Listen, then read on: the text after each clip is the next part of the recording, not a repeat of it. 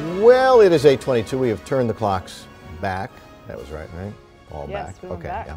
And that means it gets darker earlier every day. Yep, consumer reporter Steve Noviello has some money-saving ideas for making your nights a little brighter. Good morning, Steve. Good morning to you guys. You know, if you feel like there's just not as many hours of daylight out there, and then maybe it's got you feeling a little depressed or sad, right? Stephanie Misson from Lamps Plus has plenty of good ideas. Starting, let's talk outside the house. Motion sensors are a really good way to kind of welcome you back home and kind of turn the lights on for you. I mean, you can use them in the driveway. Where else can you use them?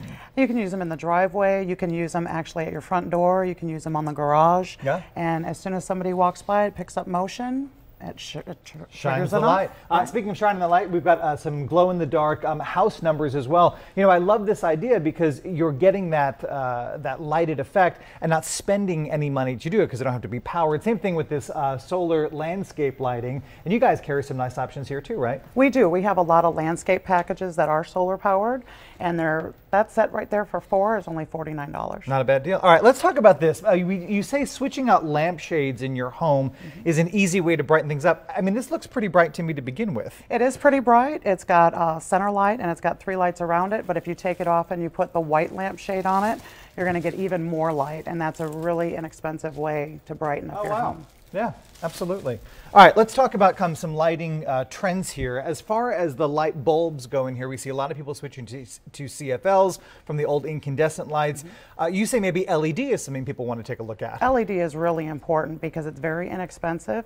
You burn 15 watts of power and you get the equivalent of a 100-watt light bulb. So when we're looking at examples on the table here, there's a couple of different ways to do it. There's some retrofit kits, even for can lights at this point. For recessed lighting, if you want to go ahead and just buy a retro kit, you put it in and it's going to last over 20 years.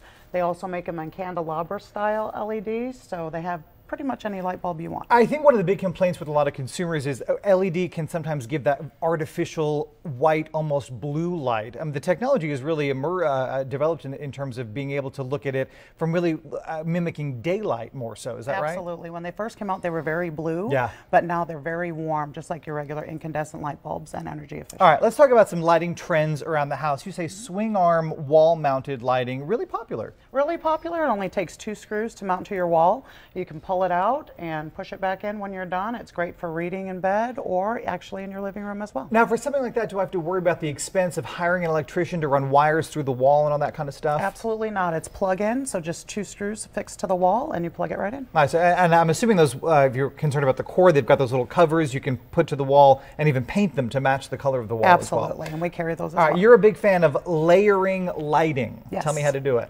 Layering lighting, you're going to have your overhead light, either in your ceiling fan or just a regular overhead light, and then you're going to have table lamps.